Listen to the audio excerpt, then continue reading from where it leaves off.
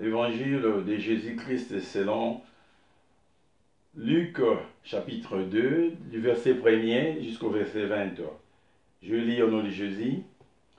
En ces jours-là, apparut un édit de l'empereur Auguste, ordonnant de recenser toute la terre.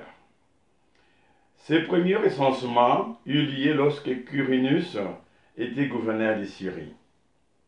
Et tout allait se faire recenser, chacun dans sa ville d'origine. Joseph, lui aussi, monta de Galilée, depuis la ville de Nazareth, vers la Judée, jusqu'à la ville de David appelée Bethléem. Il était en effet de la maison et de la lignée de David.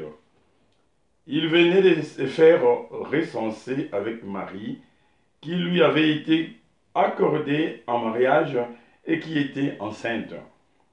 Or, pendant qu'ils étaient là, le temps où elle devait enfanter fut accompli, et elle mit au monde son fils premier-né.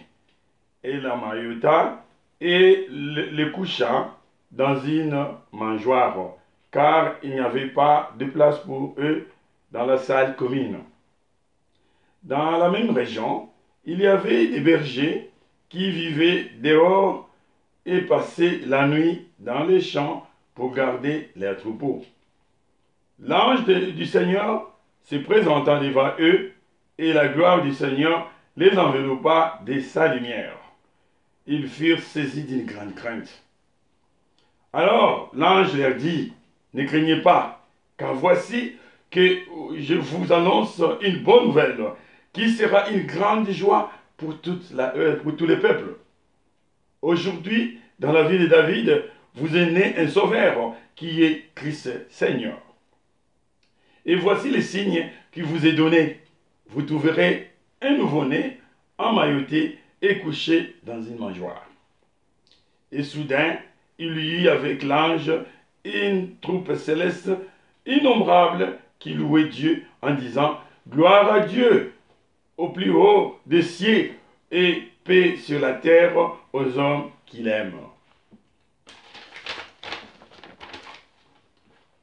Lorsque les anges eurent quitté les bergers pour le ciel, ceux-ci se disaient entre eux, « Allons jusqu'à Bethléem pour voir ce qui est arrivé, l'événement que le Seigneur nous a fait connaître. » Ils se hâtèrent d'y aller, et ils découvrirent Marie et Joseph avec le nouveau-né couché dans la mangeoire.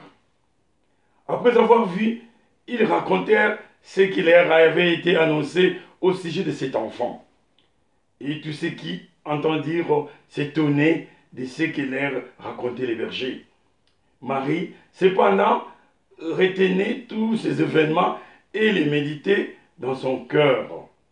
Les bergers repartirent, ils glorifiaient et louaient Dieu pour tout ce qu'ils avaient entendu et vu, selon ce qui leur avait été annoncé.